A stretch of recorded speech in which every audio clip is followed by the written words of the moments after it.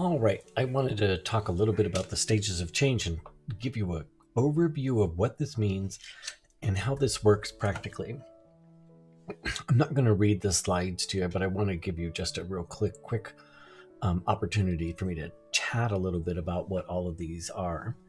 I think a little bit of the background was that this particular model was developed by Prohaska and De Clemente. I think it was back in 1980, 81, really around smoking cessation and behavioral modification around how do we change our behavior. So these 5 steps are related to that. And what we learned in that time, and I've used this over and over and over in so many different ways, specifically around tobacco cessation. I used it in HIV prevention. We used it also in education. So there's a number of different applications. And one of the better part of all of this is that it all actually came down to developing this for nonprofits. They actually did some research. The 2 original developers did some research, and they found that there is a direct relationship to nonprofits in their work. So with that, what we're really interested in is how do we move folks from one stage to the next.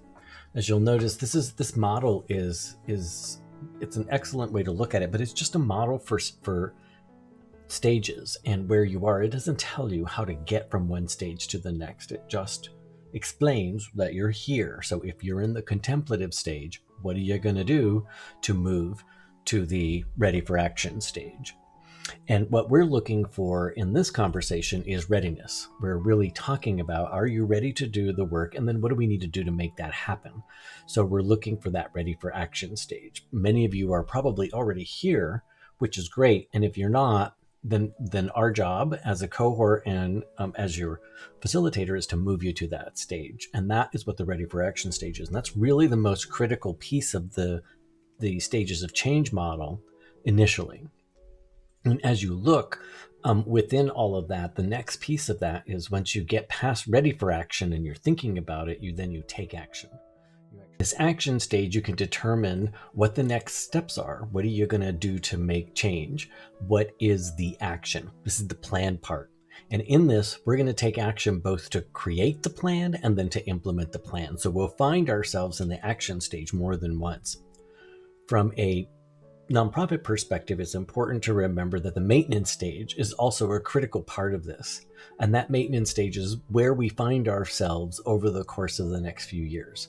And we're in this stage if we're actually doing stuff, checking ourselves, readjusting our behavior, going back, evaluating, and doing that kind of stuff. This is important to note as far as the stages of change are concerned. It's really valid, right? The relapse piece is really specific to folks that are going through some sort of behavioral modification around addiction or substance use or maybe weight change, or maybe it is a behavior around exercise. It could be any of those where we move forward and then we go back. Interestingly enough, we find that nonprofits can relapse fairly quickly. And usually that occurs at the board level where you'll have a board member who interrupts process or you'll have some sort of external factor that will interrupt process and force you back into the old behaviors and old response. Could be crisis management, could be a lot of different issues. So what we're looking for here, and you'll be able to review this again on your own, is that you want to, when we look at these pieces, is to be able to think about all of what are the elements around relapse, what are the potential risks for us as a nonprofit and as you embark on this. And has this happened before? Do you find yourself doing this again? And the best part about the relapse piece is it's really about not relapsing. It's mostly about, let's take a reevaluate. Let's adjust, maybe make a course correction, and then start again. So it is very valid in terms of how you would do this process. And again, part of that other piece around it is super important to note your successes. And that's really one of the other critical pieces.